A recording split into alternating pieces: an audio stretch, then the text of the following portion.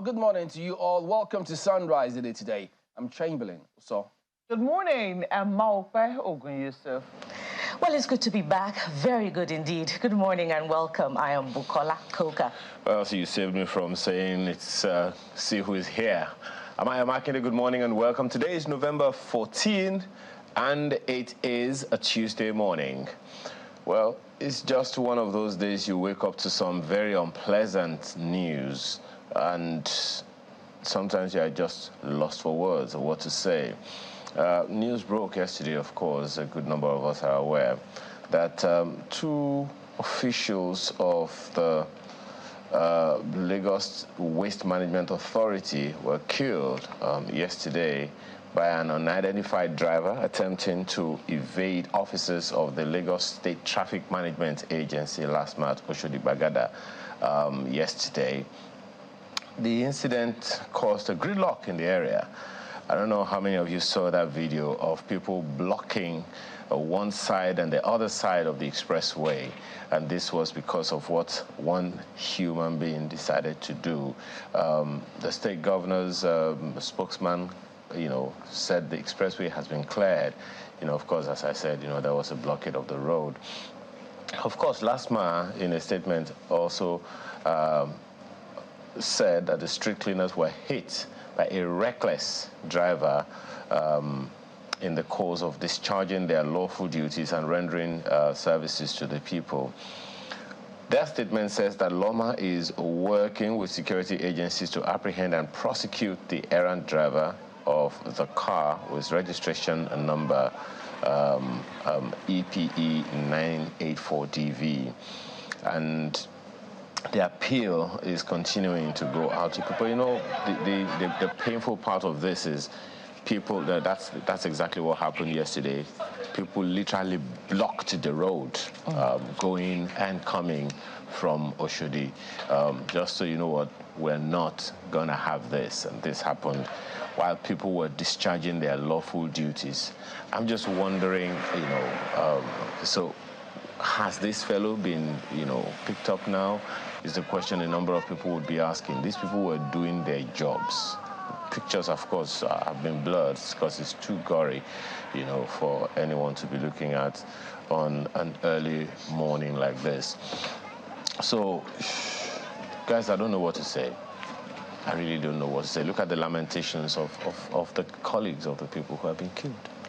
Well, it's really, really sad. First of all, we must commiserate with families of those who lost their loved ones, officials of the Lagos Waste Management Authority, whom have not been identified as at this time, even as at press time from yesterday. Those officials woke up to a normal day and they were, going to contribute their own quota to nation building, and, they met their untimely death. It's rather sad. As at press time, our correspondent Kelly Egiga was going to report right from the scene. As a matter of fact, he had started report, but we missed it due to technical hitch. And we can see that vehicle there, in a troubling position, suspended right across the culvert, speaks to, the magnitude of speed that he might have been driving at while trying to escape LASMA officials. And he also says quite a lot about the vagaries of the profession, and not just for officials of the Lagos Waste Management Authority, who daily face the very real threats to their lives, standing in dangerously close proximity to, drivers who are driving at top speed on the expressway, but also to officials of the Lagos Waste Management, Lagos State Traffic Management Authority as well, who are also working amid quite a number of hazards. It's high time that, all state governments begin to reflect on the need to have that kind of work to become automated, such that the hazards that officials who work on the expressways will be reduced. Had it been that driver could have been brought to book in another way other than LASMA officials chasing after him, perhaps we'll not be talking about the death of two officials at this point in time. Just months ago, we were talking about how Lagos State traffic management officials officials, were up against officials of the military in a dispute, that could have been avoided and that saw misconduct, on the highways. Once again, we commiserate with these officials, families of these officials who have met their untimely death. Malpe.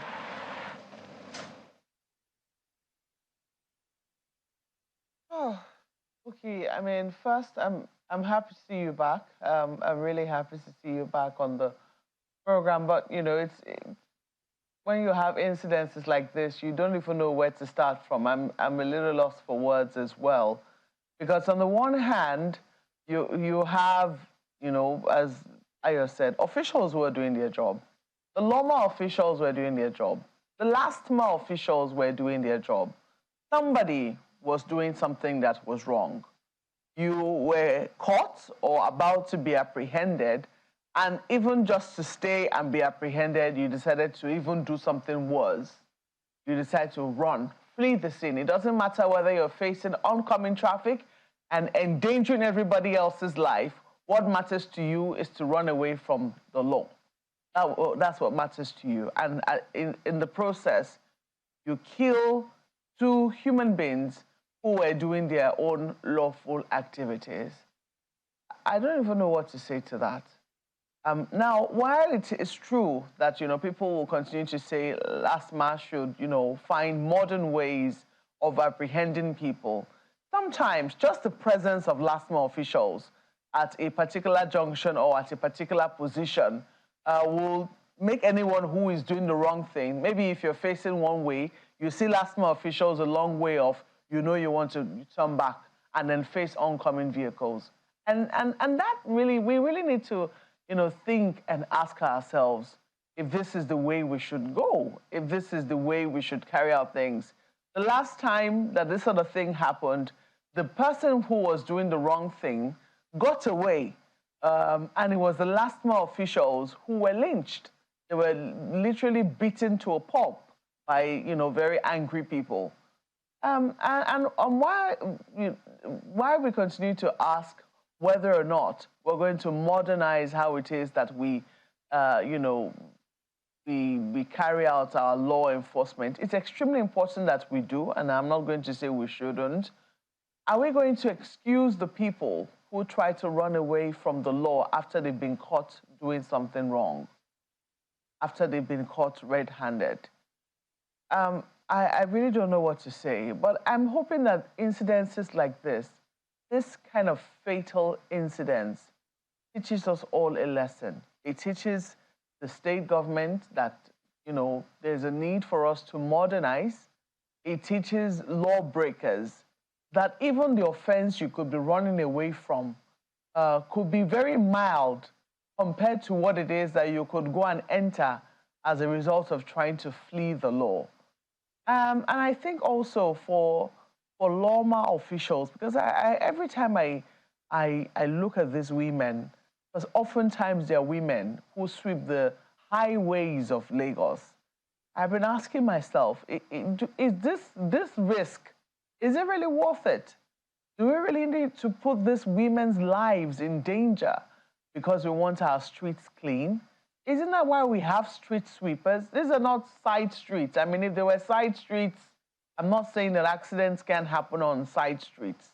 But on the highway, I want to think that we can get highway sweepers. It will mean that, yes, many more people in a place where people are looking for jobs and, there is grave unemployment.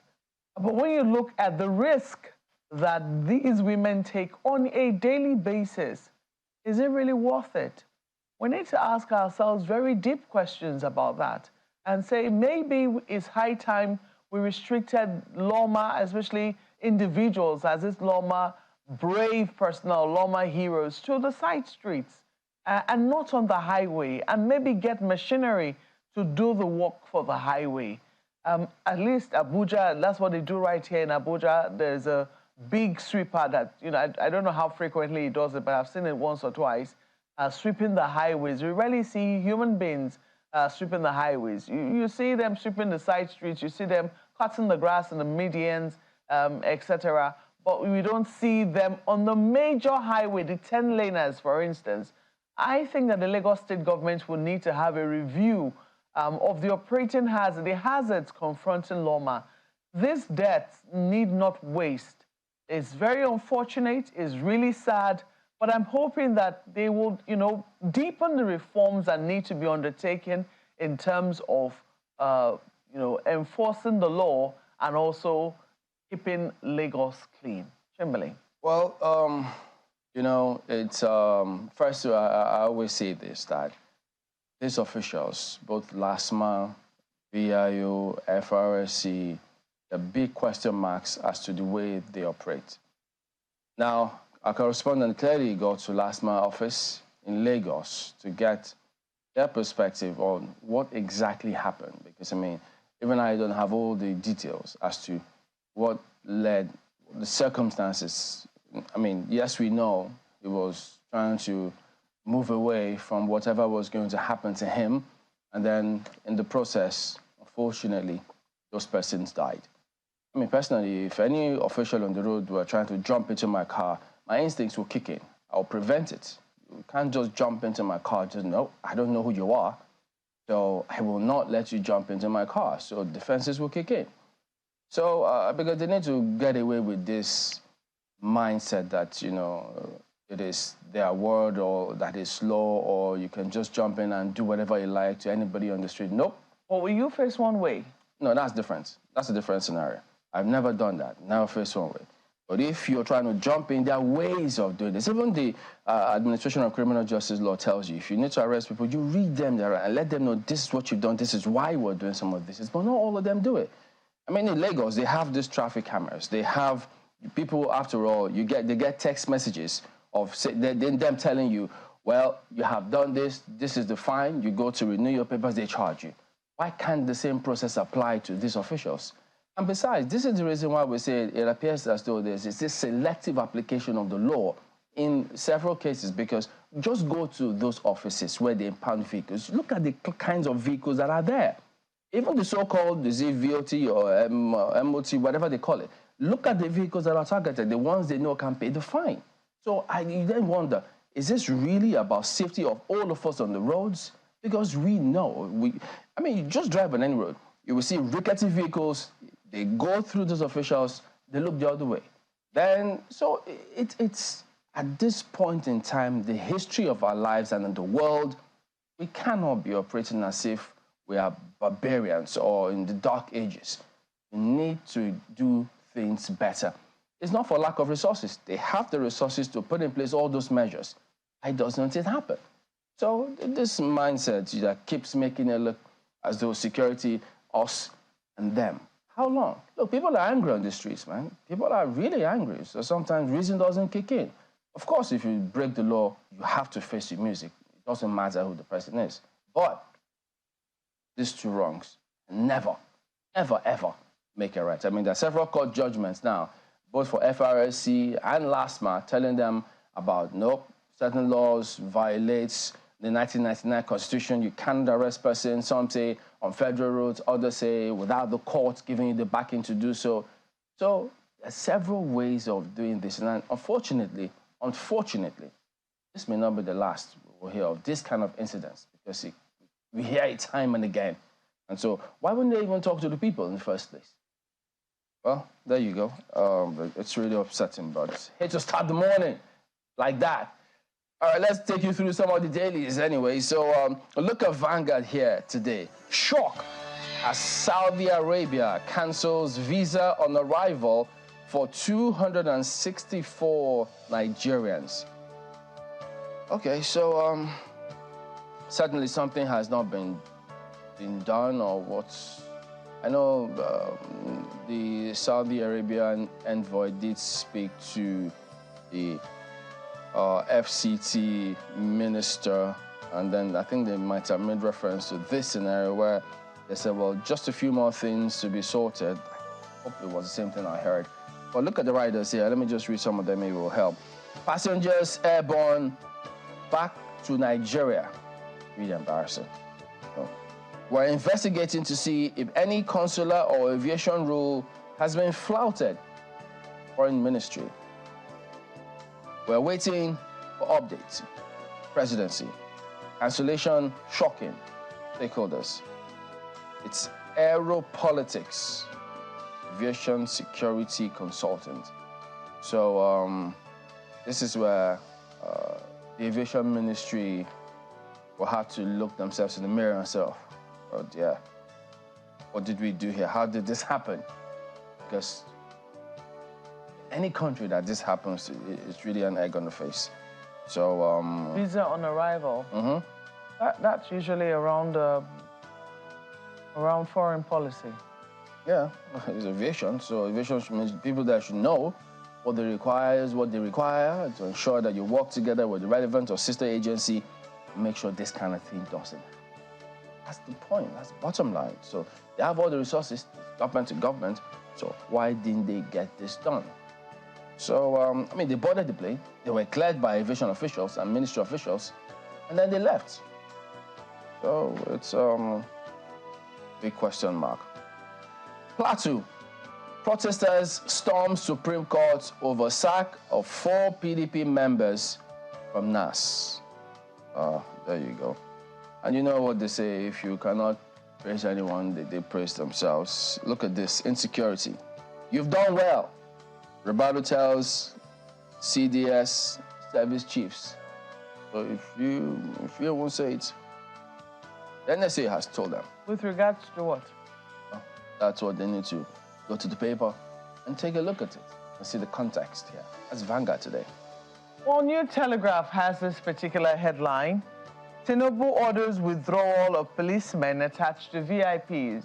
You know, almost every new administration that comes in, we hear this. But usually it comes from the IGP. I mean, the Inspector General is the one who says it. And we see that it's oftentimes done in the breach than actually conformed with. So if the president is the one who is ordering the withdrawal this time around, will it make a difference? That's a big question.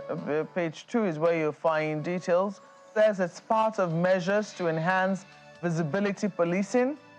Ministry set to execute mandate. That's according to the minister. Maybe that's going to be attached to his KPIs or something. With the Minister of Police Affairs? Yeah, perhaps. Do you know how much police makes from this?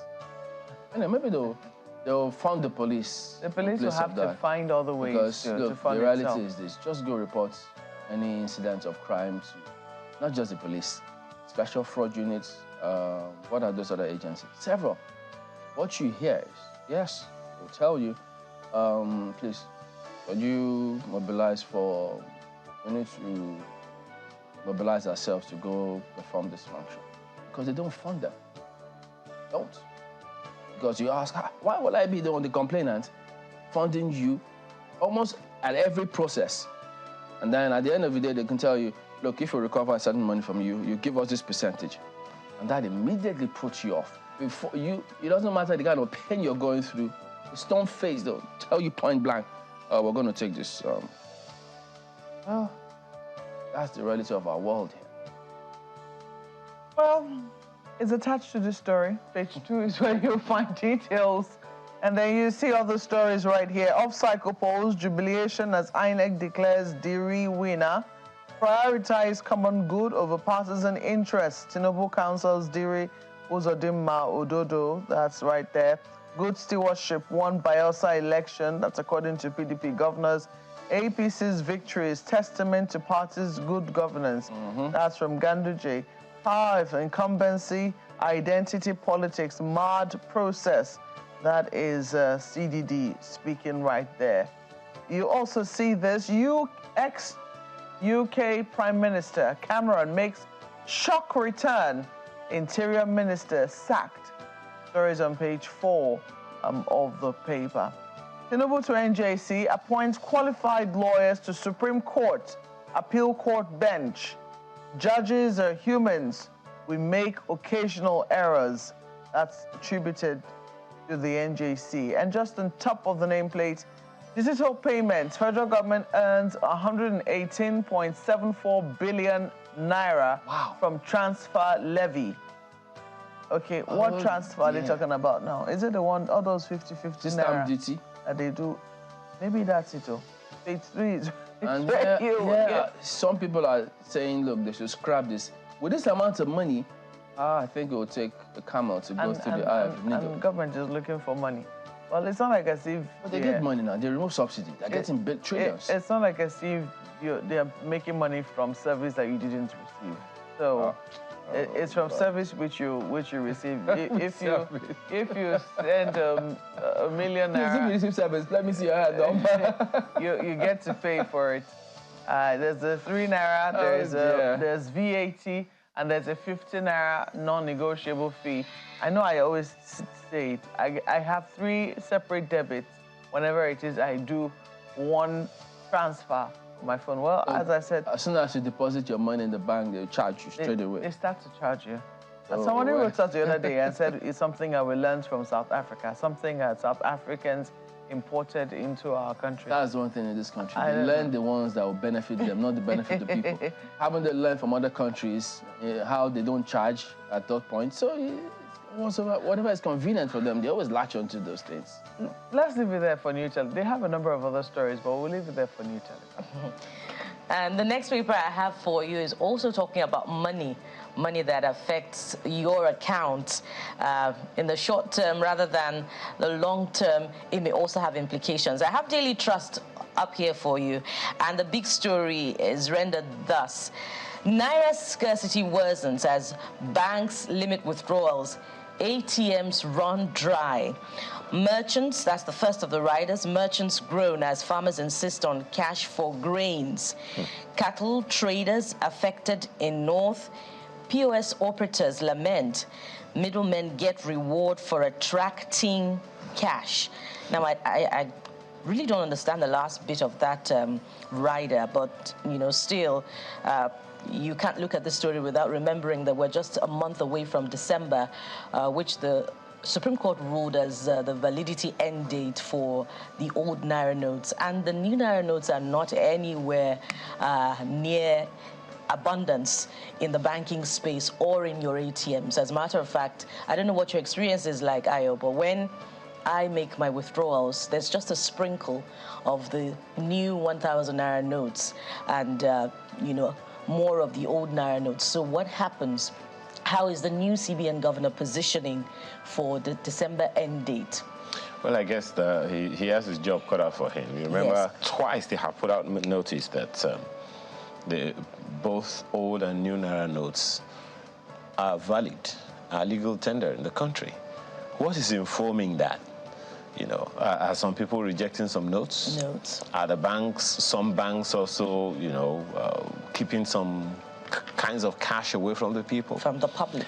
As for me and for myself, I don't remember the last time I went to withdraw cash because I would rather... Well, indeed, following the botched Naira redesign policy, regulators had us know that there had been an increased rate of transactions, because people had to do without cash. I mean, it's... sadly, but this also had an impact, inevitably, on the rural areas who had a huge, deficit of trust for banking in the first place. And we see it in the first rider, which says merchants groan as farmers insist on cash for grains. I think one of the things that is also being talked about is more inclusion, more financial inclusion. So how is this all playing out? Well, I don't envy anyone who is in public office right now because there's a lot to do. Absolutely, and I'm going to pick up on what you said. It has his work cut out for him. Oh, he does have his work including the illegal transactions that that Chamberlain and Malkwe talked about, and it was asked, during his confirmation at the Senate, and he, if I recall, promised to look into it. Speaking of other stories this morning, go to the bottom strip. 177 deported as Saudi Arabia cancels visas of Air Peace passengers. Federal government orders probe, that's a rider, and Hajj Umrah tour operators kick. I thought that, the president was having some serious diplomatic meetings with the government of Saudi Arabia. Perhaps this was discussed, maybe, so perhaps we should just hope for the best to come out of this one. And lastly, from the front page of Daily Trust, this is also very worrying. Over 30 fishermen killed in fresh Taraba boat mishap. something for the subnationals to think about. One too many. Let's leave it there for Daily Trust. You missed that story on conversion of petrol vehicles to CNG to cost 600,000 naira. That's according to FG. The federal government. I don't even want to go there right now. Can I go to the front page of, still talking money, front page of Business Day newspaper this morning isn't, I don't even know what to make of it. But look at it. Number of Nigerians studying in US defies rising dollar. Hits 17,640 in 2022-2023 academic year. What does that mean? Does that mean people would rather struggle to get the cash than the dollars than stay in Nigeria and send their kids to school? I don't know. The details continue on the inside pages. Flaws in off-cycle elections seen as threats to democracy. Is that a report or a research work? The details on the front page continues on the inside pages of the paper. Manufacturers' inventories to decline over high import tariffs. Are we there? Are we still at that bus stop? I thought we moved further already. But that's a Business Day newspaper this morning. I'll take a look at this Nigeria next. Labour defies court order, says strike goes on. Directs affiliate unions to withdraw services over failure to address NLC president's attack in Imo. Respect court order, FG warns organized labor. Then on the bottom strip, Diri defeats Silva to clinch Bayelsa Guba. Tinubu congratulates all winners in off-cycle polls. So there you go. That's it's Nigeria this morning. Well, sorry, I got carried away right there. I'm looking at this story. I mean, it's really, really sad and disturbing what has happened. The Guardian reports this one. They're looking at health. International Day. Doctors, patients bemoan diabetes epidemic. 200% spike on treatment.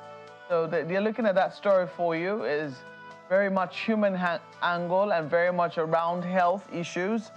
You might want to see, I mean, there's a whole breakdown right there. 11.2 million Nigerians suffer from diabetes. Stories on page 6 of the paper. And apparently it's not just adults, children too can have type 1 diabetes. Looking at the bottom here, NLC TUC ignore court order, begin nationwide strike over assault on Ajero. The story is on page 4 of the paper. Knox praise for INEC as Diri coasts victory in Bayelsa. Human trafficking, Benue ranked as highest as 1.6 million Nigerians get trapped in modern slavery. And this story which was what caught my attention. Diplomatic row brews as Saudi denies Air Peace passengers Jeddah entry. You find that story on page 4. They also have this last one. Pandemonium as driver fleeing from LASTMA officials kills 2 sweepers. It's a page 9 read. We can leave it there for the Guardian newspapers. Life snuffed out just like that. Just like that. Wow. Really sad. Tragedy there. What I have next for you is Daily Independent newspaper, and it focuses on labor relations with government. And this is the headline. Despite court order, labor begins nationwide strike today. Railway workers, others join aviation workers, shun action. I'll take that again. Railway workers, others join. Aviation workers shun action. It's a page 29 read. Action illegal, immoral, unjustifiable, irresponsible. That's ascribed to the presidency. Well, the jury is out there on whether or not the action is all of these adjectives. I'm not going to ask Ayo. He's not here. I have my answer on the expression on your face. All right, let's take a look at a few more stories. At the bottom strip, which is also telling the story of the inset picture right there, Bayelsa Gubapol, re-elected Diri says he will continue to be governor for all. And at the bottom, there's a tiny bit of story, but just as important: subsidy removal.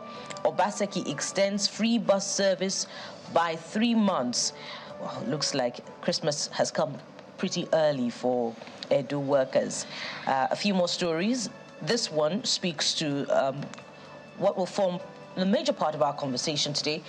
Kogi, Imo, Bayelsa Gubapol's Tinubu congratulates Uzodinma Diri Ododo on election victories. And lastly, Senate to consider diaspora voting this week. So we'll keep our eyes on that process for you. Let's leave it there for Daily Independent.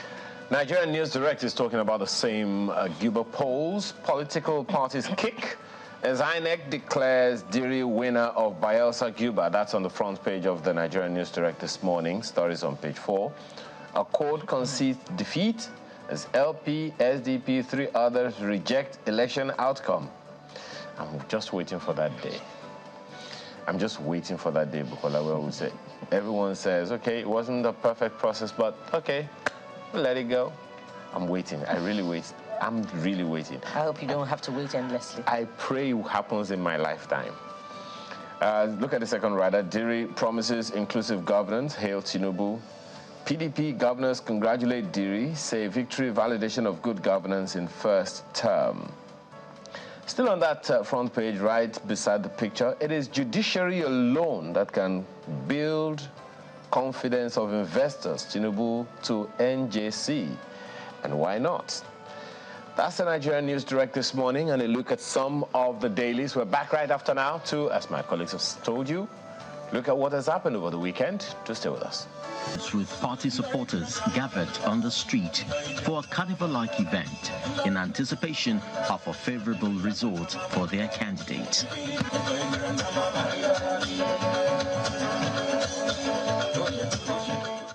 Inside the Collation Center, the results for the last 2 local government areas, Southern Ijo and Bros, are being awaited.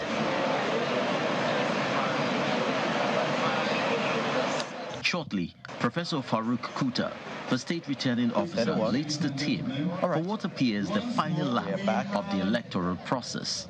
Another result sheet that actually contains the name of the candidates for each political party. It is sealed.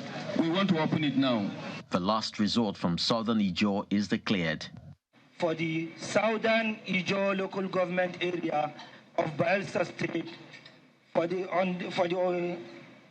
11th November 2023 governorship election.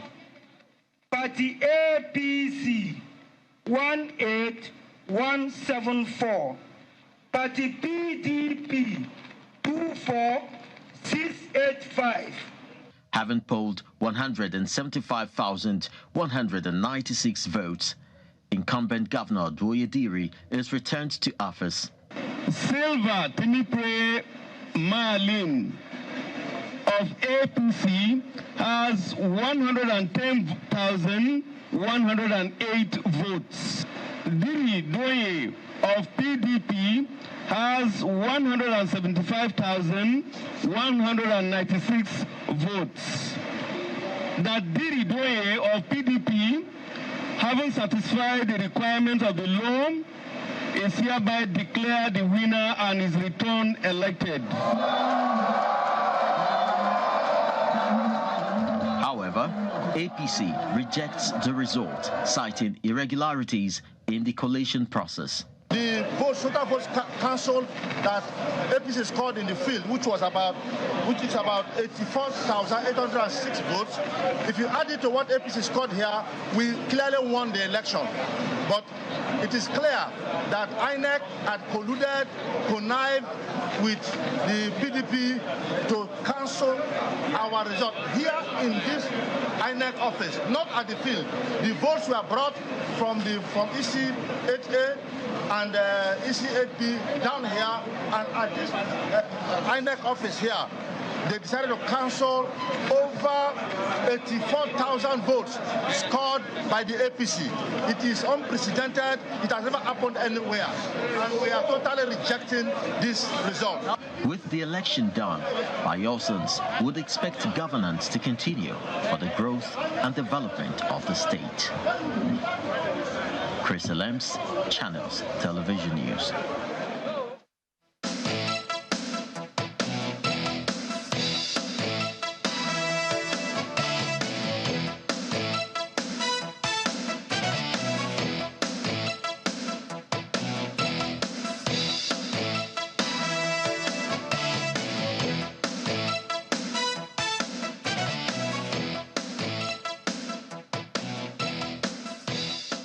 All right, welcome back. Yes, Dr. Laden Sali, who joins us next, former DG, FRC, and among several other caps. Good morning, and thank you for coming on here today. Thank you for this great opportunity, Chamberlain.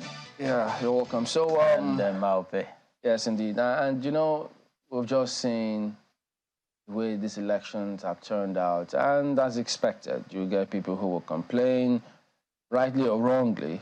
So at the moment, probably at least two classes of complaints: the winners, the losers, and then electorates who just felt, you know, we could have lost, as they say, in a more respectable way, and they would have, you know, gone home saying, yeah, well, we fought a good fight, but not many of them think that in terms of how the elections went. So if you could just give us your broad perspective, because we just saw Bayelsa, where the PDP won, and AP says, no, the crime, that something did go wrong here. The results came from town, from the field, but the commission did us in here. So what do you think about all of this? Well, generally, the Nigerian elections, or elections in Nigeria, I have come to the painful, sometimes, you know, innermost inescapable conclusion that it has become a game of catch your chance and your chance as your catch can chance, sort of. People tend to go in a do-or-die manner, one. Secondly, the whole setup seems to be, you know, skewed on some perceived negativities. People get into elections should know that you're there to either win or to lose.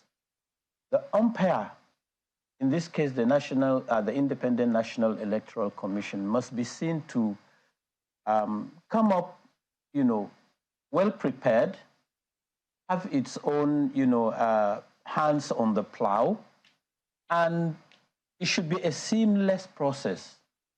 But over the years, we have not graduated. No, we have gravitated from one sort of complaint to another. We have created a situation like a puzzle, sort of, almost impossible to identify where the problems are, but the problems are all over the place. If you are, like we've seen in, you know, the elections in Kogi, you know, there were cases in Ogori Magongo and Adavi, Okehi, where, you know, election results were pre-filled. And if you get to Imo, you know, we've also had a lot of complaints of irregularities. Thank God this time around, there hasn't been this tug of war between the Mbise people and the mainland Owerri. If you get into Bayelsa, there have been complaints left, right, and center. And these complaints are all over the three states. To sum it up all, it does appear as if we have not even learned from whatever mistakes that may have happened in the past. The politicians have, like I said, continued to be on each other's throats. And then you have an umpire that is either ill-prepared or not prepared, or does not necessarily overcome the challenges of logistics, movement of, in Kogi, 3 hours. In some places, late before the process started. The same thing in Bayelsa.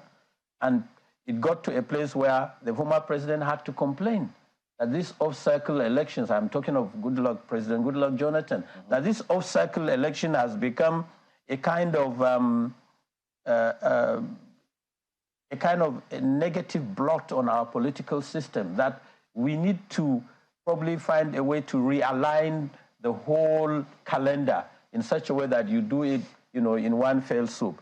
But be that as it may, I am concerned because the process seems to be mired, in violence. So does it suggest to you, would you say we're moving forward? Are we stagnant, or what exactly? No, not at all. We're not. Unfortunately, we need to re-strategize. We need to re-evaluate.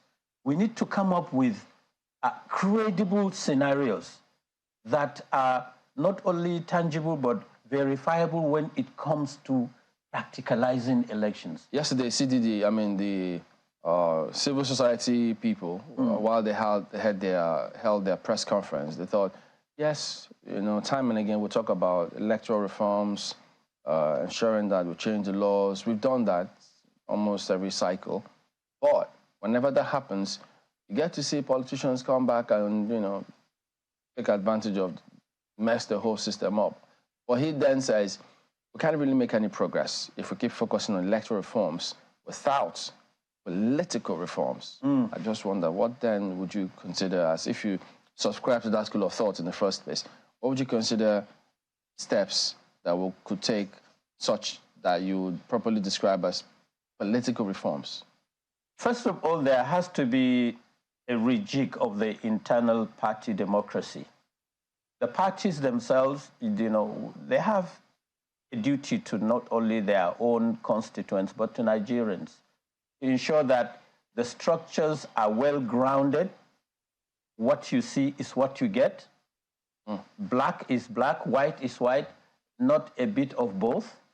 And politicians must be seen to lay down the rules in a manner that respect, candor, integrity, obtain. Everybody going into politics goes in with that feeling, or friends will tell you, going into politics, that is a dirty game. That is not a game for people to be trusted. That is not a game for integrity to obtain. And what do you see, Chamberlain? At the end of it, they are proven right, because politicians would rather go ahead and rig elections than to fail with dignity.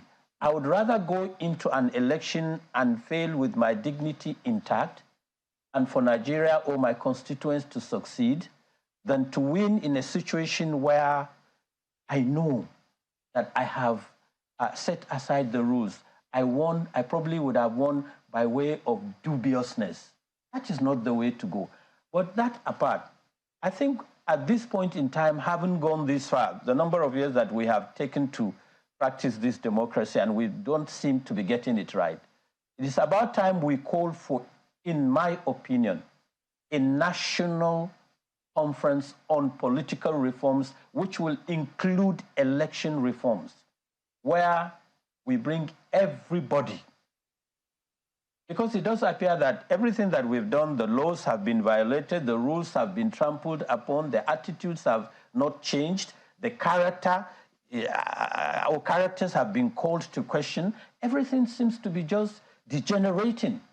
So where is the problem? It is not Laden Saleh or Chamberlain or Maupe that will profile for Nigeria the solutions. We can just give our own bit. It is a hydra-headed monster that has to be confronted head-on and has to be confronted in a holistic manner that will bring everybody on board. Politicians, academics, technocrats, retired public servants, and even retired generals. Okay, when you look at the Independent National Electoral Commission, for instance, you have, people that are of proven integrity, so to say, running the show. You have professors from the academia deployed to be presiding officers in states. And you end up with what? A sham election. So where is the problem? Do you need somebody who is a retired general, who has known, who is very well grounded on the issues of logistics and supply and control of movement of personnel and people to be deployed into INEC? Do you require certain professionals in the media that are credible and are known to be credit-worthy and respectable, that anyone who tries to do something mean and nasty, when they see that face, they'll calm down? Even if that were to happen, you have a big question mark on the conduct of security agencies. Absolutely. Because, look, people could disagree, but I'm not sure any of these kind of actions can happen successfully without security looking the other way. Absolutely. Now, let me, you brought up the issue of security. You know, somebody coming from this part of the country, Chamberlain, and I have lived in Lagos 17 years. I have always seen myself as the cosmopolitan Nigerian who looks at issues from a broader national perspective. Now, when you talk about the security agencies, my worry, and it will look like I'm digressing, but, you know, permit me to say this. Look, the entire process is militarized. You have over-security. Why do you need soldiers in polling units? Why do you need a lot of policemen in polling units? Why do you need the SSS, even the EFCC? From this part of the country, at this point in time, I would rather have these hundreds of thousands of, you know, security personnel deployed in election, rather, now that the elections are over, deploy them into Zamfara, Sokoto, Kebbi, Plateau, Benue, and the Northeast to take care of the security challenges.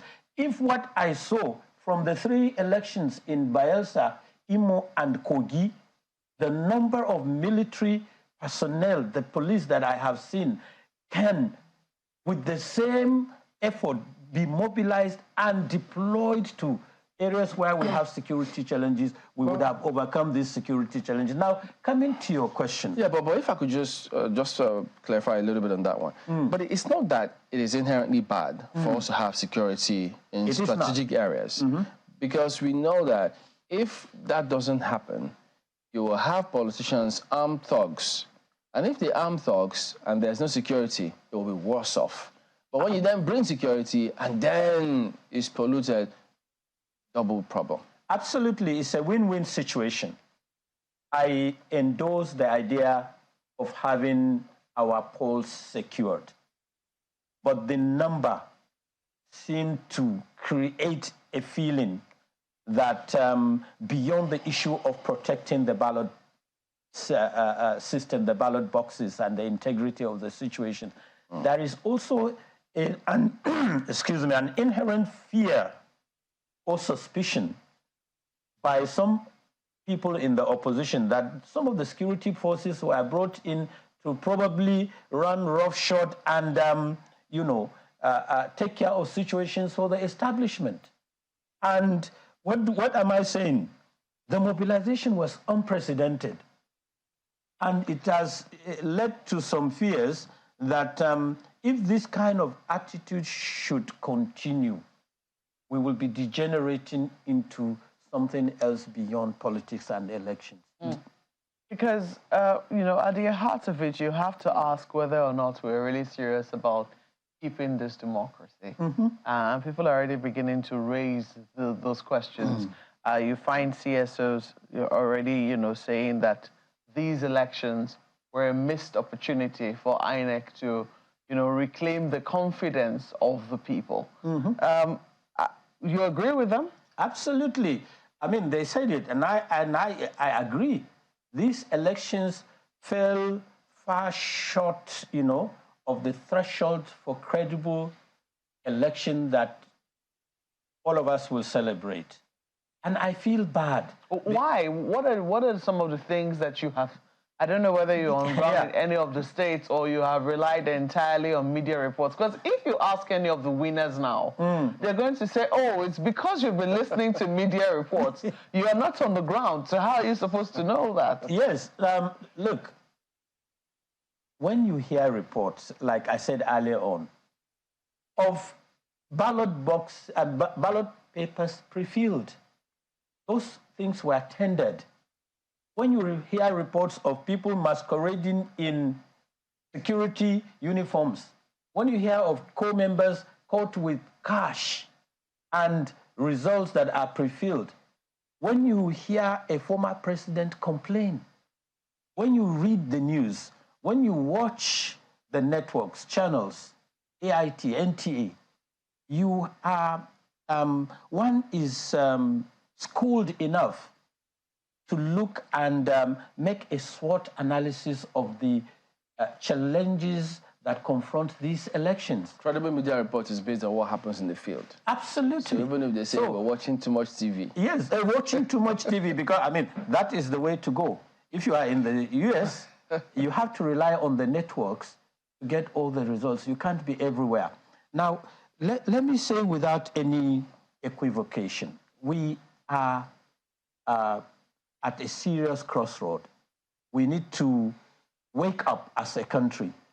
Beyond politics, there is a clear and present fear amongst many. And they are not, they discuss in circles that if this situation should continue to obtain, we will be degenerating.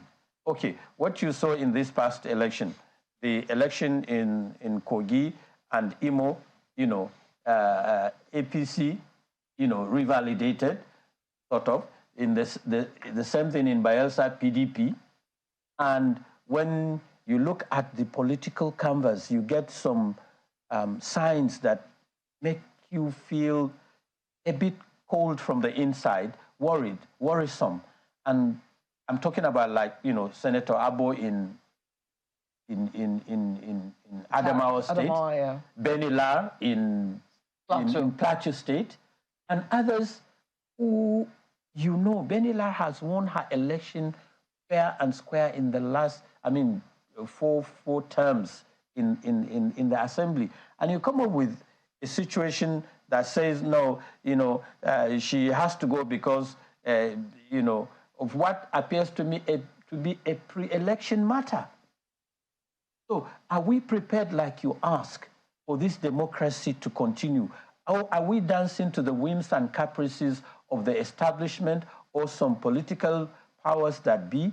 Or are we really interested as a country to move forward? My take is that Nigerians have to up the ante in terms of the understanding, perception, and the working of politics. It should not be left to the politicians alone. I think politicians have to be put on the spot.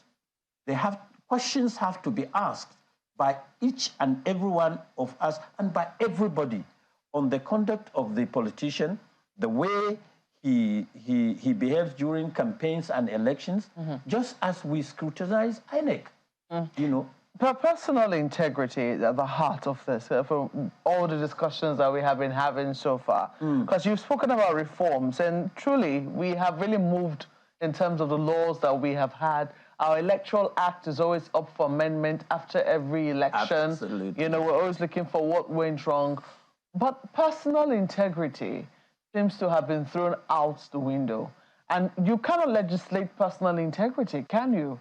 So if it is that we cannot trust, I mean, as you've said, you seem to have people who, you know, have some integrity at a certain level, and then at the end of the day, we still turn up with sham elections. What precisely has gone wrong?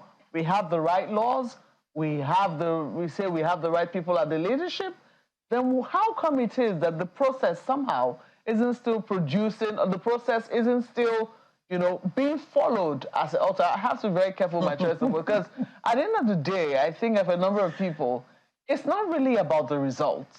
It's not about the people that are churned out. It's about whether or not the processes were followed.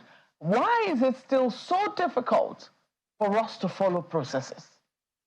Nigerian factor, my sister Maupe. Nigerian factor. Oh, you mean bad politicians or bad Nigerian factor?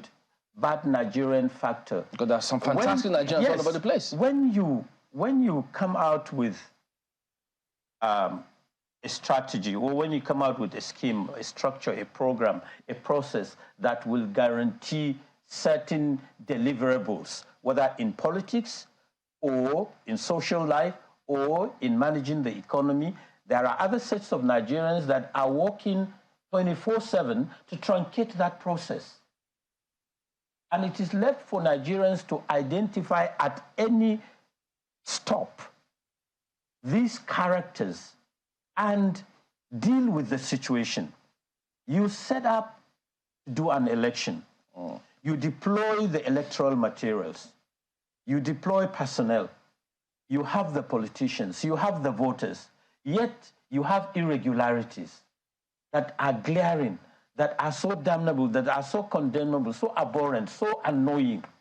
And at the end of the day, we keep recycling agony.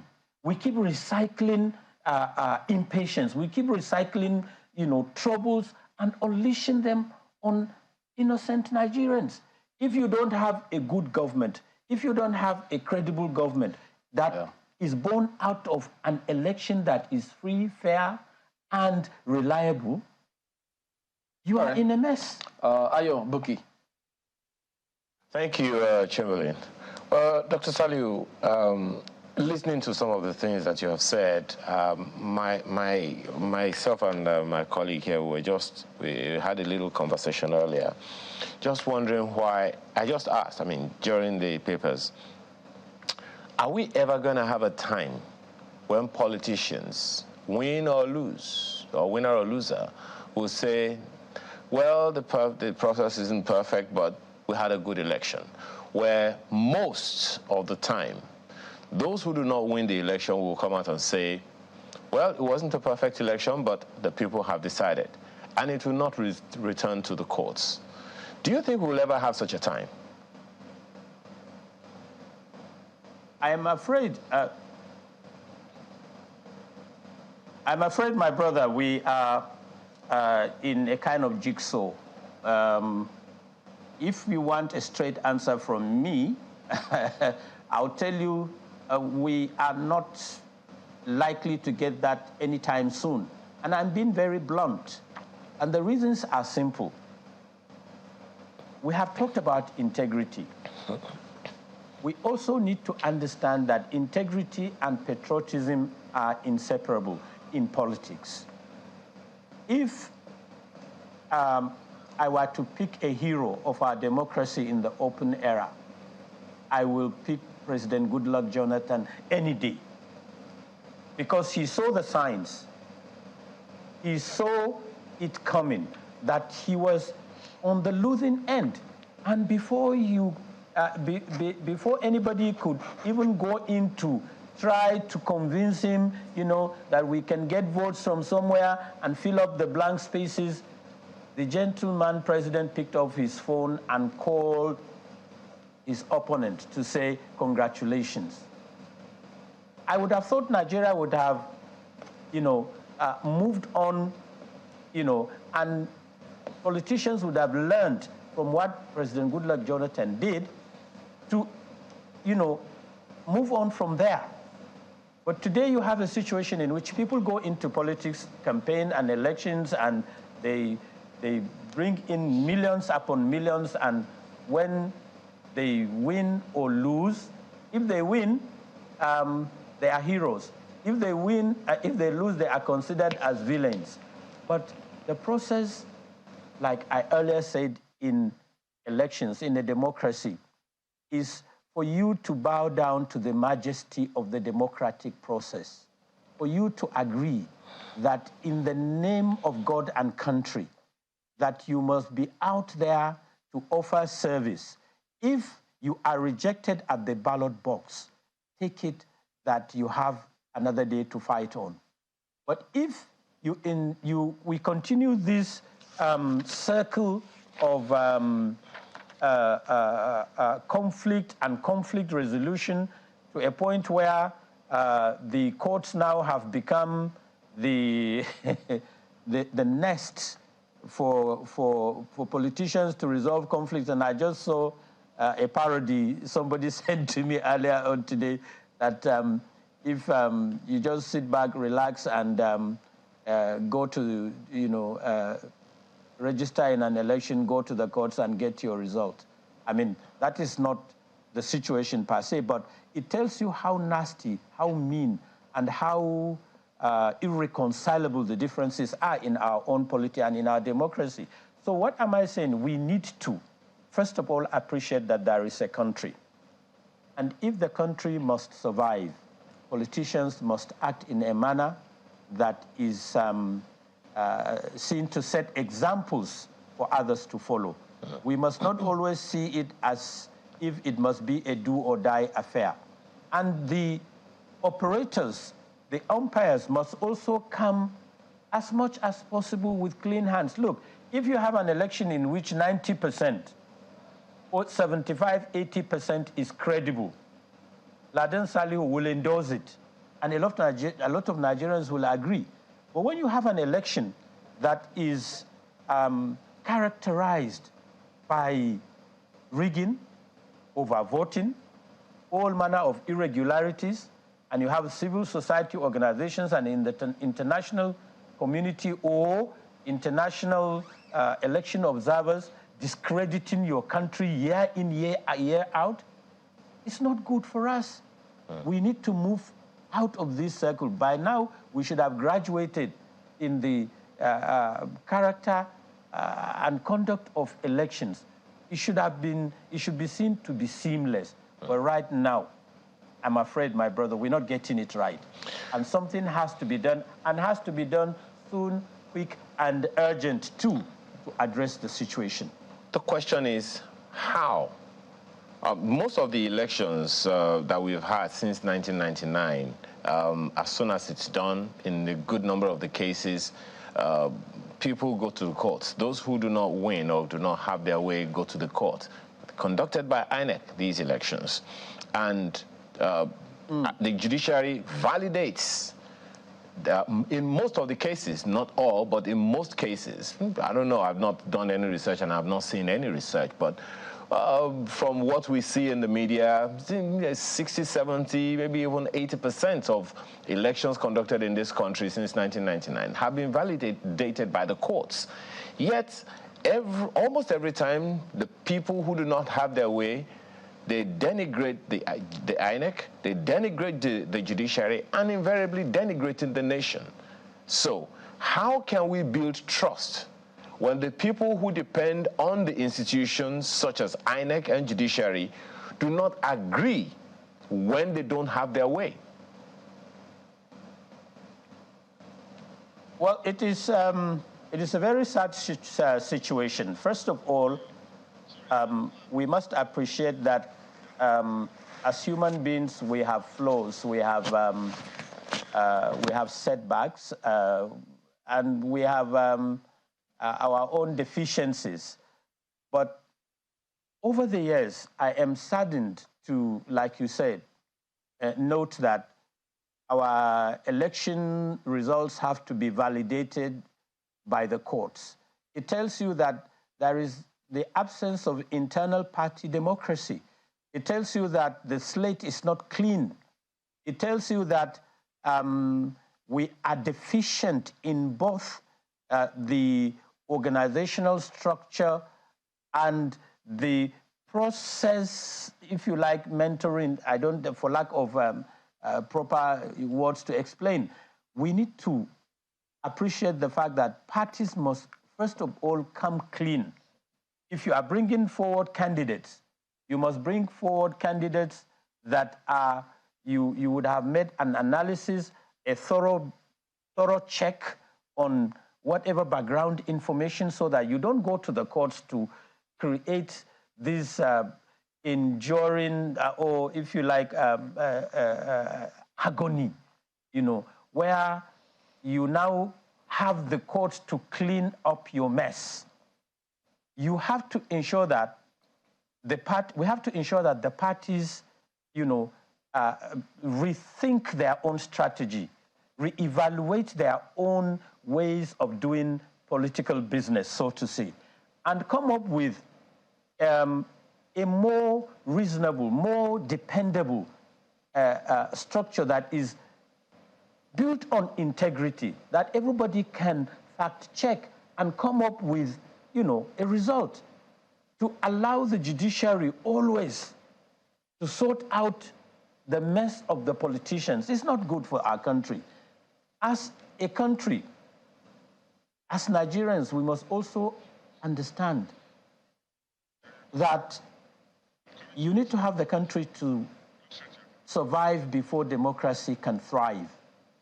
When we take actions that are inimical to the survival of our country because of our own personal greed and political aggrandizement, then we are putting the nation at a risk. So we must ensure that in times of campaigns and elections, we reduce the indices of conflict. The fault lines should be blurred in such a manner that the Independent National Electoral Commission will have, if you like, let's level the playing field for them to conduct a credible elections. Well, maybe Dr. Saliu, if we clean up our acts and come up with an attitude and a process that is full of integrity, that is dependable and that can be relied upon, then probably the system will be celebrated in the not too distant future. But for now, what I see, doom and gloom. Well, Dr. Saliu, I hope, like I or my colleague, that we can all see, the ideals that you're advancing in our lifetime. Very quickly, in the short time that we have left, I'd like us to reflect on the conduct during the off-cycle elections itself. And you touched on something, that was huge on my mind through the process on Saturday. And that's if that aspect of the conduct of the elections that is managed by vice chancellors of universities considered to be the weakest link, then we really must be reflecting on who we are as a people, because vice chancellors are considered, to be on a high pedestal, not just academically, but supposedly morally. And as a result of that, should we begin to look closely at calls by Yaga Africa that, at that point during the electioneering process, it should now be open to, it should be transparent, sort of. It should be open to cameras of journalists. Do you agree with, the civil society on this one? I completely agree. I think when you look at the entire process, you must bring the cameras in. You must open the process for the media to be an integral part and parcel of the election process. The last check, we have 777 broadcast stations, 300 of them, TV of all, platforms. A democracy in the open era go hand in hand with the media. Seeing is believing. Bring the television cameras, expand the space, allow results as they are being collated in centers for our networks to be there to transmit them live in such a manner that if the technology in the Independent National Electoral Commission fails, you can rely on the media. When you are we all watch how elections play out in the Western world, in Europe and in America. You don't even, I've never heard of any chairman of the American Electoral Commission speak. Results are declared by the networks. They will call the results even, sometimes within the span of in just 2-3 minutes difference. CBS will call a senatorial election, will project, and CNN will project and call a gubernatorial election, and they will all, you will all see that there are just maybe 1 or 2 minutes in between. And Sky in London and BBC will do same. Why is it impossible for the Nigerian structure, for the Nigerian society to, why are they finding it difficult to allow the cameras to come in? That's transparency. I guess we'll have to keep focusing on these matters time and again until we get it right. So if they're not tired of doing the wrong things, I don't think anyone should be tired of saying the right things too. We will not be tired of saying the right things. So we thank you very much indeed, Dr. Ladan Salihu, former DG FRCN. We're back in a moment, still on this same subject matter. Stay on with us.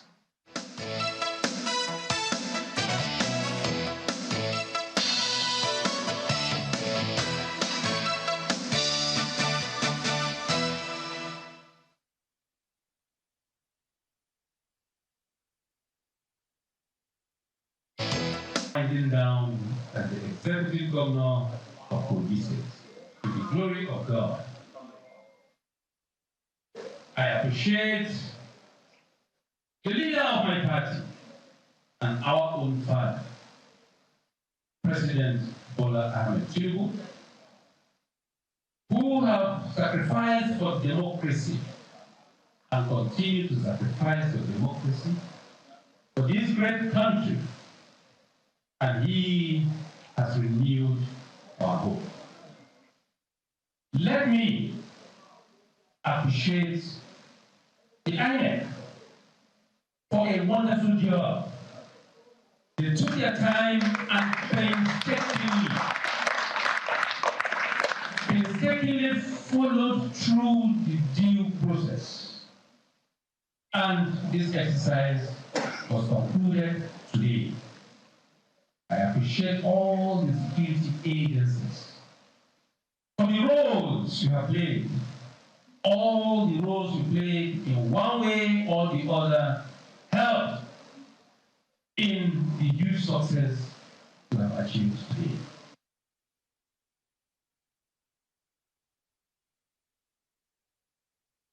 I want to appreciate you all our members, all the executive members of His Excellency for your support, guidance, and trust in our collective mission to serve the good people of Kogi State.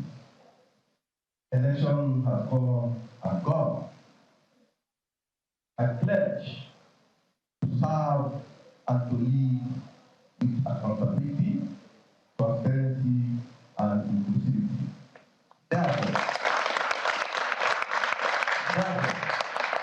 I call on you all, especially my brothers, the co-contestants, to come and join me to discuss the affair of our dear state for greatness. After all, we don't have another state that we can call our state except Kogi State.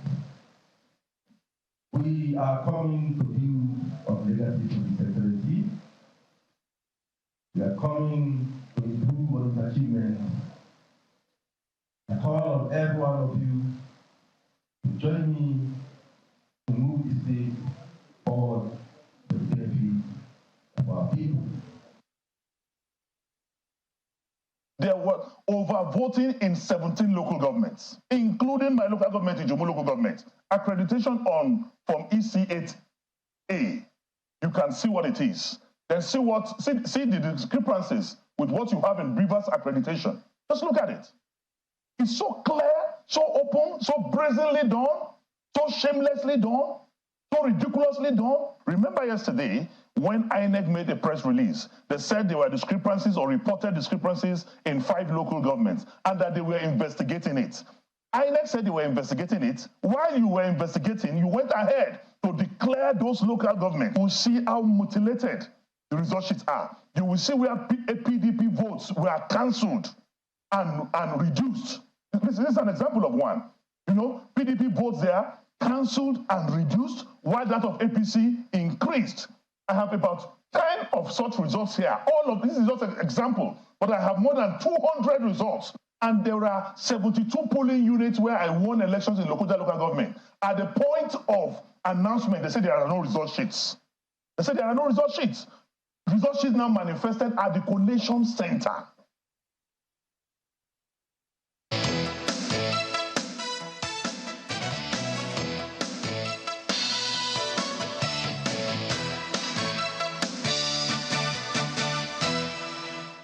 Welcome back. Dr. Tunde Olusole joins us next, a former presidential advisor, also a media practitioner. Good morning, and thank you for coming. Good morning. Today. Thank you very much. Good morning. Good morning. It's good to see you. But just before we delve into this, Labour had said they were going to down tools and begin the strike today, but our team are out.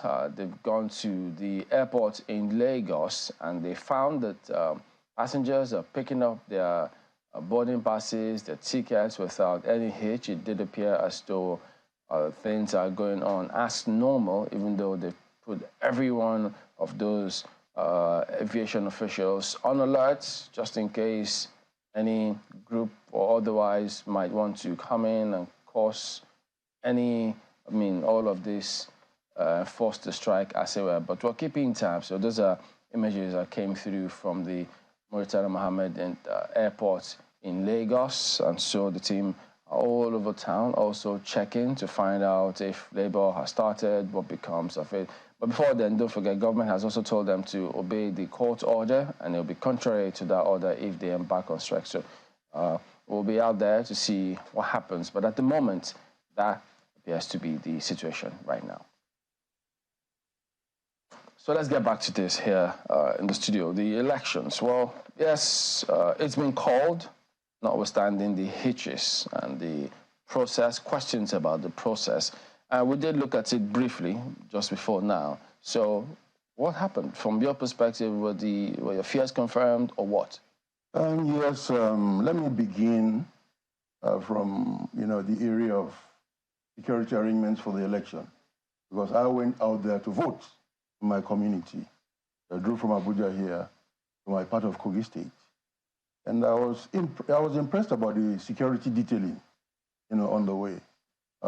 Once you cross Abaji into Chikara, you're in Kogi State. And, for once in a very long time, I saw that people could actually feel safe. I knew it was bad business for marauders and hoodlums, who threatened the peace in any way. And, this was all the way. There were barricades. The security guy spoke to you politely, and you went your way. So, that was impressive. So you didn't feel that it was over-policed as a result of them being deployed along the road? In fact, a few people in my community were saying they wish there were elections every weekend if this kind of manning, was going to be. Some of us who have, country homes have not been home in a while. I've not been home since, we buried my father 5 years ago. So my first business at home was to begin a very, very massive cleanup, But my people also joked, if we're going to have, the police, the army, all the way. I interviewed some of the military guys. People were brought in from Niger State, from Edo State, to beef up local security. So I was happy about that.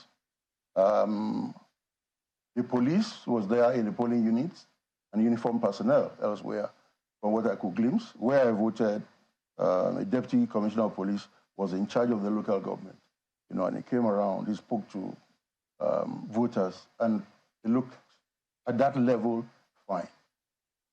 But eventually, can you say the same thing for the overall picture? Not at all. Not at all, because it looks like our people in Kogi State have just signed up for, a perpetuation of, the very things they've been complaining about in the last 8 years. You would have thought, that the people who feel genuinely pinched, by, unpaid salaries, unpaid leave bonuses, stagnated promotions, visible hunger on the streets, you will have thought, they had a chance, to do something differently. Incumbents in places have been torpedoed.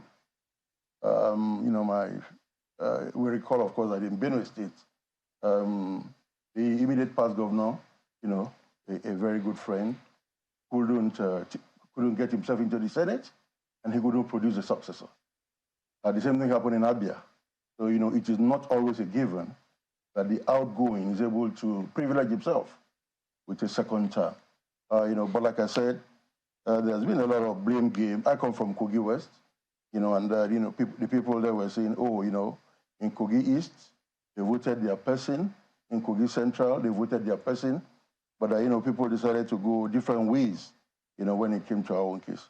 Of course, there were also, problems of overvoting, problems of, pre-entered forms, like in Kogi Central, for instance, where the results of one local government area swallowed the results from 3 or 4 elsewhere. So there's still a lot of rejigging we have to do about the electoral system. When it came in 2007, the late President Yaradua admitted to Nigerians that the election that brought him in was flawed and that he was going to commit, to a review. Unfortunately, he wasn't able to pull that through. Jonathan came in, he set up the National Conference in 2014, and up till date, no government has gone back to that. It's probably gathering dust on some bookshelves. I'm saying here, therefore, that we still have a lot to do if we really want to stick with democracy as our model. Do you agree with some people who believe that, look, if we really want to have at least fair or transparent elections, we have to do something about political reforms, and in this case, specifically reducing the perks of office, because the perks of office is humongous. They would do any and everything to get in. Politics, in the absence of every other thing, or let me say because of the failure of many sectors, has become an industry in itself. When you go home now and you speak to youngsters, what are you doing right now? I'm into politics. And, what is his own interpretation of being into politics? He's probably going around, as a lackey of, some political local lord, and, he carries his bag while the other man is posturing as a potential, big man. And a lot of our youth, they waste their time that way. Well, of course, we cannot blame them. You just made the point about how attractive public office is, in Nigeria.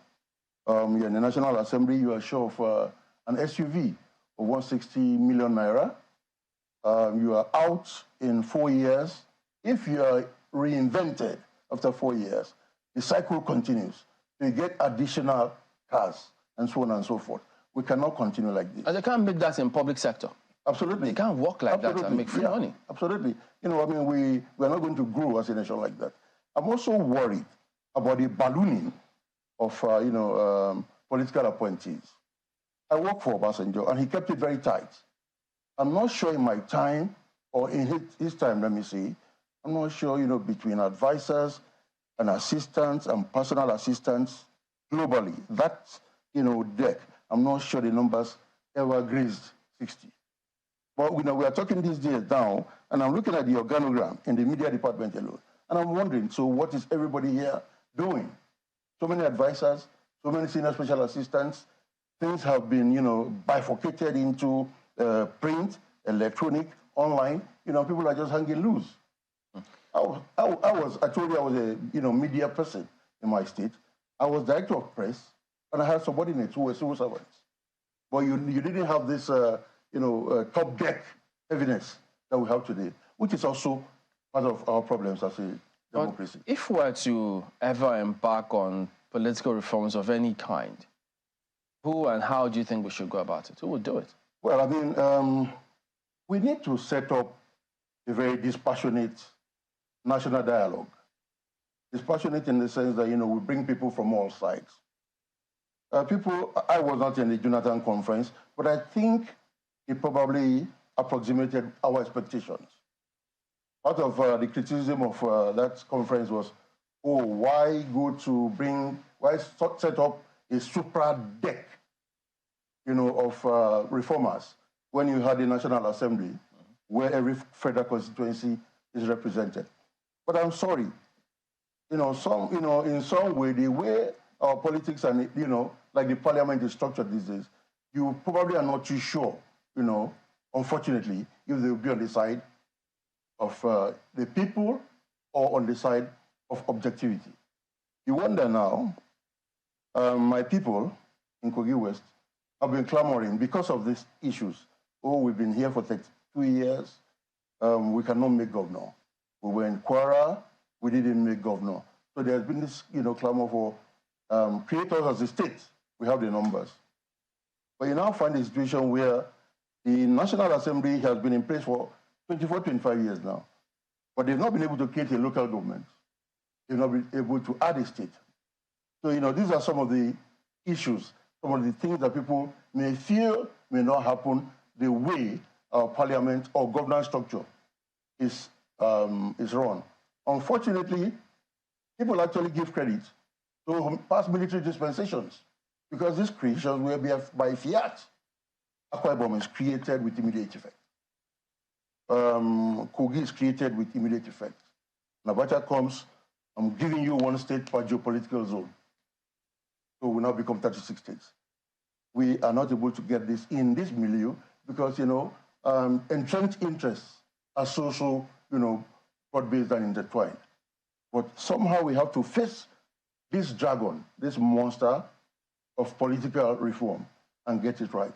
Don't wonder whether state creation really is our problem, because at the end of the day, nobody is really talking about how to harness more resources and how to make, what we're interested in is how we can get more officials, which then again, and comes back to the same problem of, a growing political class without commensurate growth in the economy, etc. But I want to take you back to your initial submission on your assessment and your observations on the elections which happened.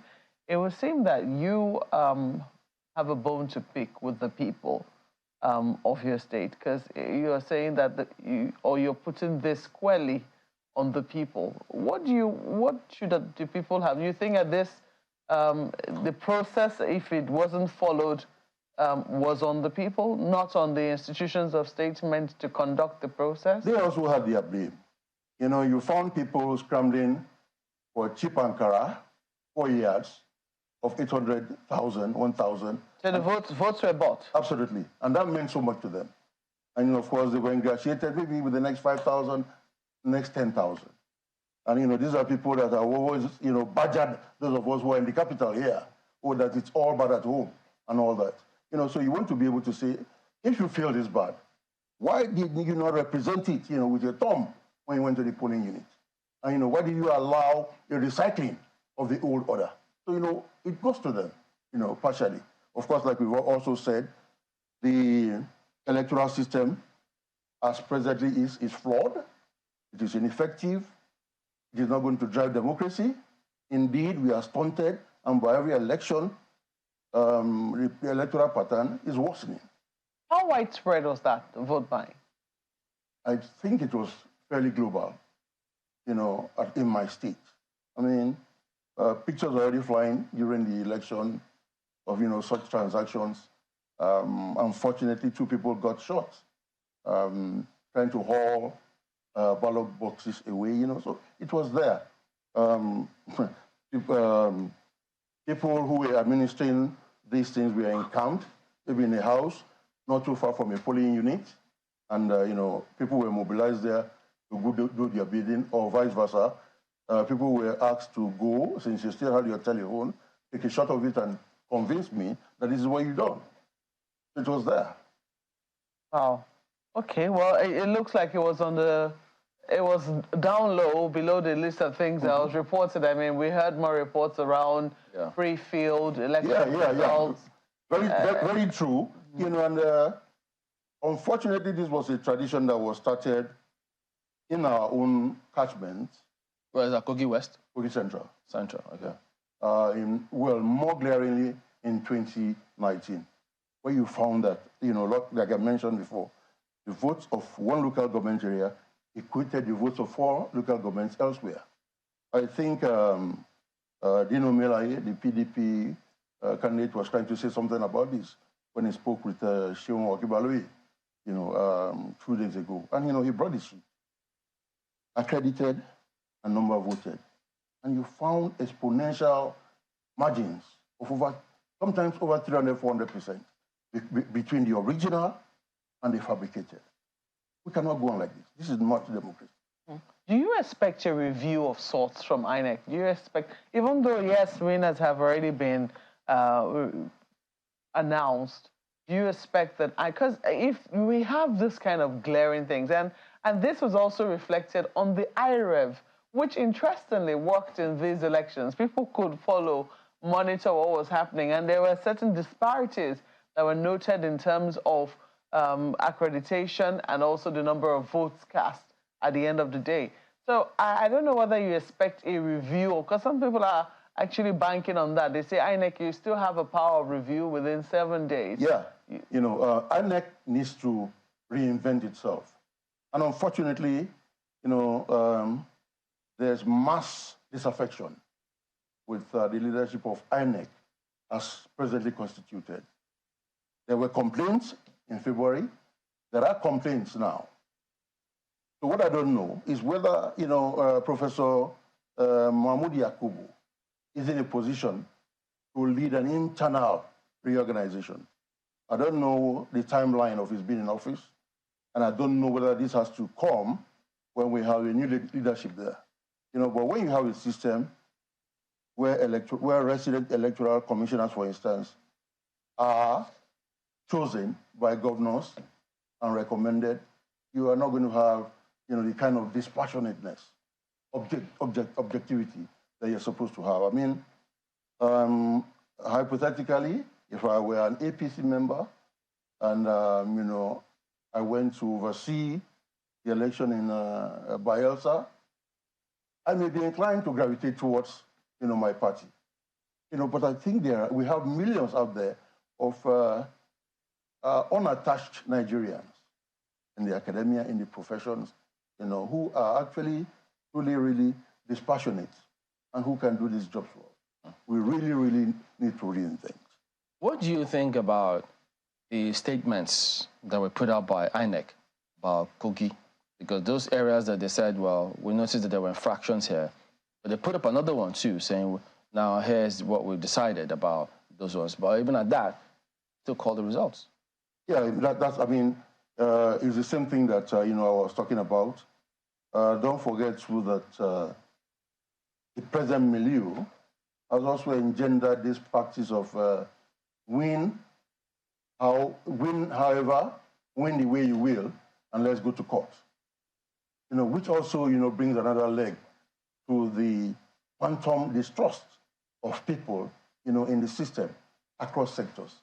You say people should go to court, and you have to now wonder whether a candidate who has burnt himself out during the elections will have the capacity to prosecute this to the end. If he does to the end, unfortunately, there have been instances where even the judiciary, has been blamed for complicity. So you see, it's a whole, intermingled, intertwined scenario which we really have to find a way of getting around. Because that IREV, yes, it was functional, but then we still saw that while they were announcing results, some of the results that were not fully uploaded on IREV were still being announced. And then, it comes across to a lot of people that, well, IREV can work for all it cares, but doesn't really matter. So we don't even have to post anything there. But when I announce the results, after all, they've said, look, there's no law that says if I put it on IREV, or if I don't put it on IREV, it invalidates whatever has been announced. The new template in elections now is DABA. Collect it. Wow. And then let's go and talk about it in the court. I was reading something somewhere. Murtala Jaka, the candidate of the SDP, I hear, says he's not even going to court. He said he focused on his own part of the state and forgot to build structures elsewhere. So that is a plus to whoever it is, try to, do people in during the election. These are the kind of dysfunctionalities I talked about in our body politic. Yeah. But he also said something that raised a lot of concern for several people who were listening to him while he was speaking to us here. He said, look, we trusted the INEC. We relied on what they told us. We took their words to the bank. But we got there and saw something entirely different. And then he said, but you know what? For the next elections, we will be ready. So that suggests several things. That, look, it's either, if he tells the supporters, look, go and be ready, they could interpret it in any way. Absolutely. And decide that this one, it will be free for all, no matter what happens. If you ask me, with all due respect, the way INEC is today, it should be uncoupled. It should be dismantled, and let's find other people to do this job, or, tell the people there to get serious. But, seriously, Nigerians have lost faith in this. I think, the electoral process under the sitting INEC superstructure has dragged us lowest in the 25 years of our democracy now. We cannot continue like this. Because even if they go ahead and amend the Electoral Act and say, okay, you must upload this result on IREP to validate the results, we've seen what they can do when everybody thought it was law. So they can go back to do what they did before. And then which will now make nonsense of that you might have put in place. So what exactly do they want? That is what I told you, that's what I was telling you earlier, that, politics has become big business, multi-segmented, and it has downstreams to all kinds of sectors. Of course, people are building houses from the proceeds and all that. So, for me, INEC as it is today, everybody there should be sent home. Those of them who claim to be university professors, let them go and teach there. People should go back to their businesses and let's do something new. It's a shame for us when we live here, for instance, and Nigerians are leading ECOWAS observer missions to Liberia, to Sierra Leone, and things like this bad at home. We should be ashamed. We also saw recently the appointment of resident electoral commissioners. We saw people who are attached to APC and the PDP. So you then thought, okay, if ruling party is doing it, opposition should speak out. Now opposition too is in the whole game, and you think, look, what exactly is all of this? So where do people then turn to? Absolutely, that's what I told you about the dismemberment. Party people are not doing the Nigerians. And the university system is not the only place where you can source credible people. Every tower is supposed to be a fantastic place for great minds. Absolutely, but we have retired jurists too, of some pedigree. We have people who have worked in the private sector, with what's it called now? Which the kind of profiles, curriculum vitae you really, really appreciate. So why are we going around all these people who are, with all due respects, basically jobbers in many instances? I'm sorry, I come back one again. We have to just, jettison our INEC and put something new. We've spoken a lot about the IRF, but the beavers. The beavers are supposed to be the first hurdle, and that is also recognized in the Electoral Act. In many places, civil society and even the media reported that the beavers wasn't used. The beavers was bypassed. And ideally, no one is supposed to be able to vote without, going through a beavers accreditation.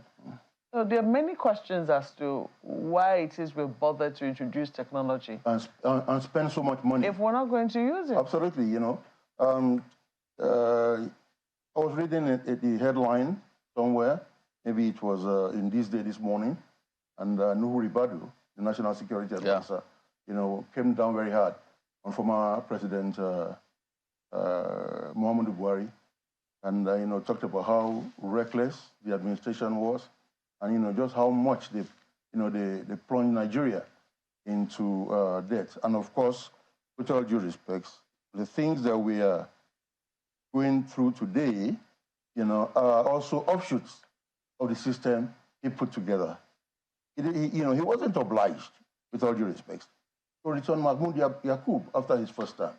You know, except, of course, if there were predetermined ends you wanted that structure to serve.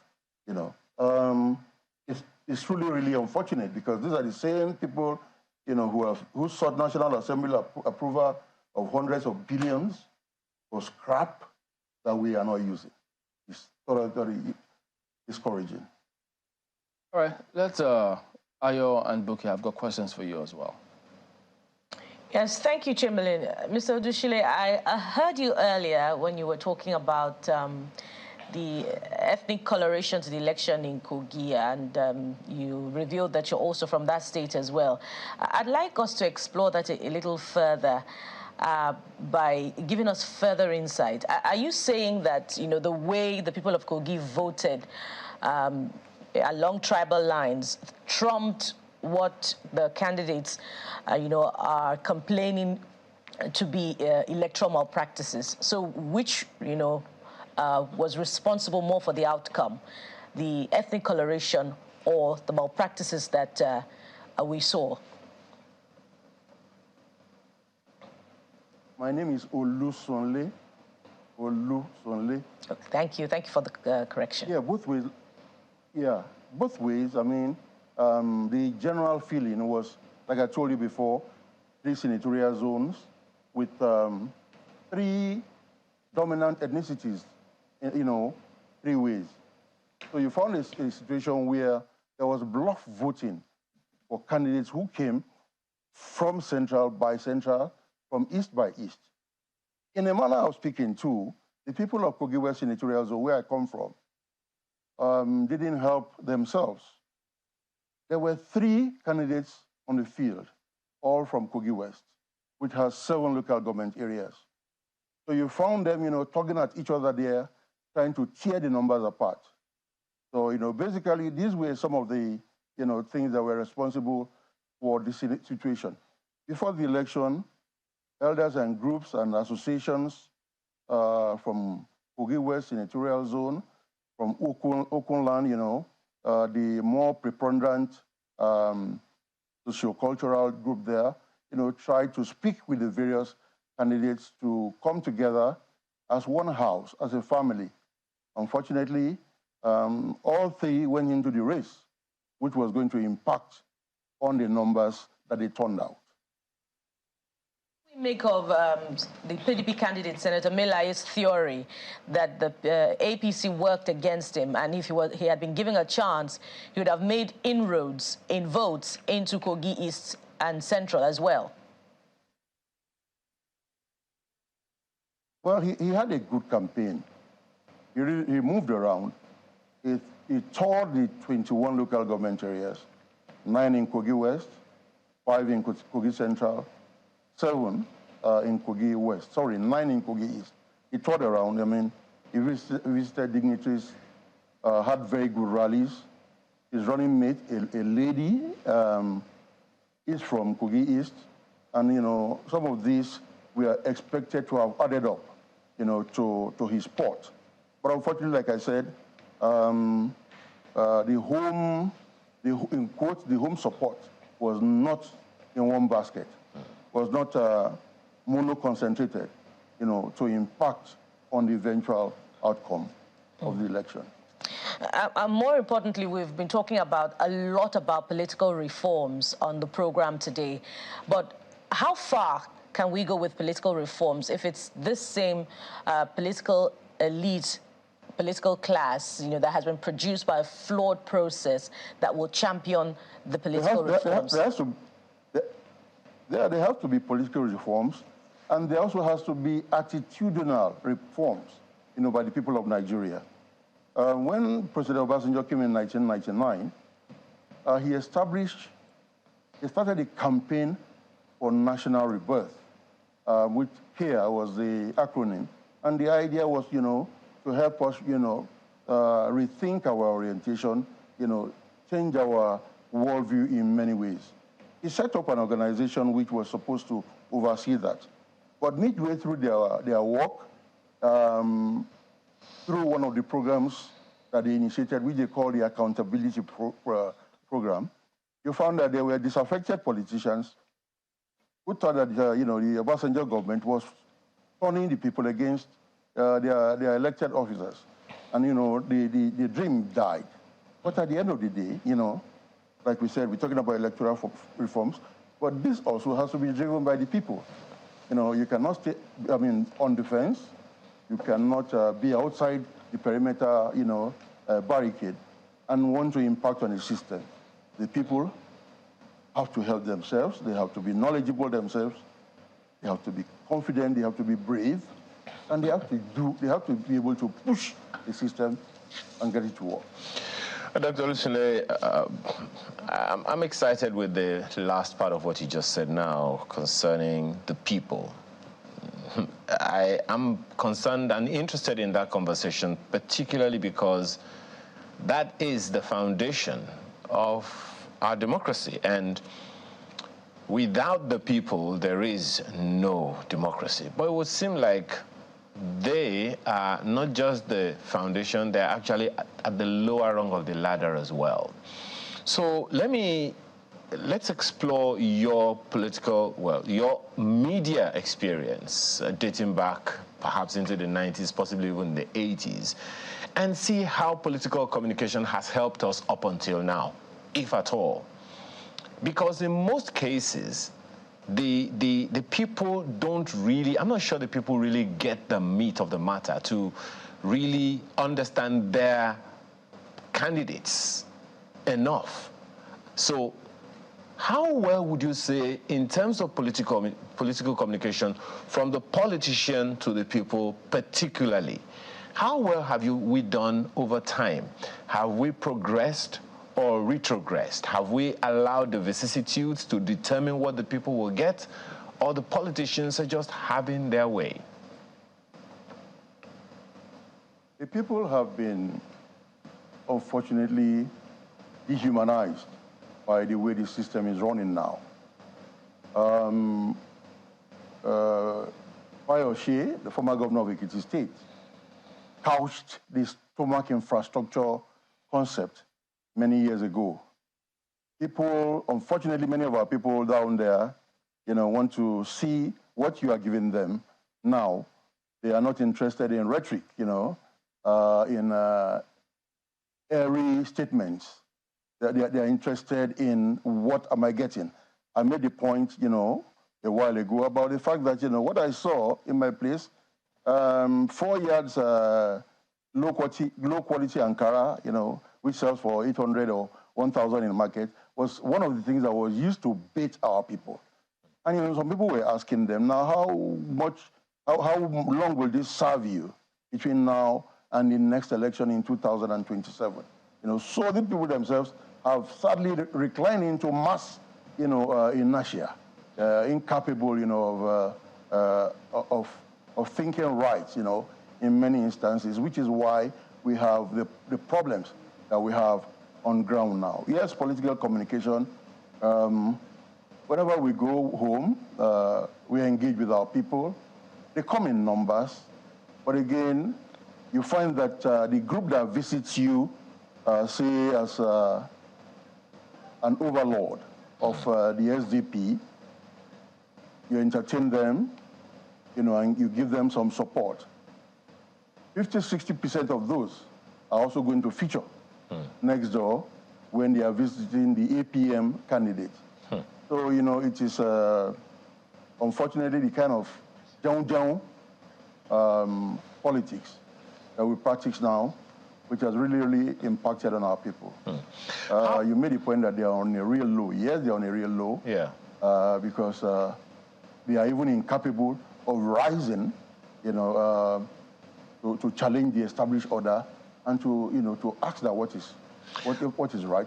Unfortunately, Dr. Olusile, some of them, seeing what goes on and seeing that maybe I better get into the kitchen as opposed to waiting to be served in the dining room, they get into the political parties themselves. So how well would you say we have done in terms of even political communication within the political parties themselves? Because there are those who say that's one of the things that worked against the PDP candidate in Kogi State. We've not done well. we've not done well. I mean, there has been retrogression. When you put the scenario in 2023, beside what you had in 1999 and thereafter. Except on one occasion, I have voted in all the elections that have taken place in this country, at least since the MQ Abiola Kingibe election. So, you know, I've always been with my people there, you know, much as, you know, we all live out here. And, you know, I mean, I can tell you, therefore, that if I was going to track our electoral history from the 1993 elections, I can see, you know, a free nosedive, you know, an unhindered slide down the slope, which is very unfortunate because, I mean, politics is supposed to be engineered by them, it's supposed to be powered by them, you know, and people have become so hungry that, you know, whatever manna, whatever crumbs fall from the table is just as good for them. When somebody sizes you up and thinks that 5,000 naira, 10,000 naira, 20,000 naira buys your vote and keeps him in office for another 4 years to continue to trample on you, you know, is really, really unfortunate. So much has to be done. Just one quick thing before we go. Do you think that the issue you raised about the Central and the East not pulling together to support the West will be a feature in the next elections? So much work has to be done, in the next election. Sometimes I'm worried. I don't know whether just the 4 years that we have between now and then will actually, you know, manage the schisms that are between these groups. But again, these are things that are supposed to be, you know, assessed and agreed upon on the table with a gentlemanly agreement. Elsewhere, you find states where even minority ethnic groups have been supported to lead.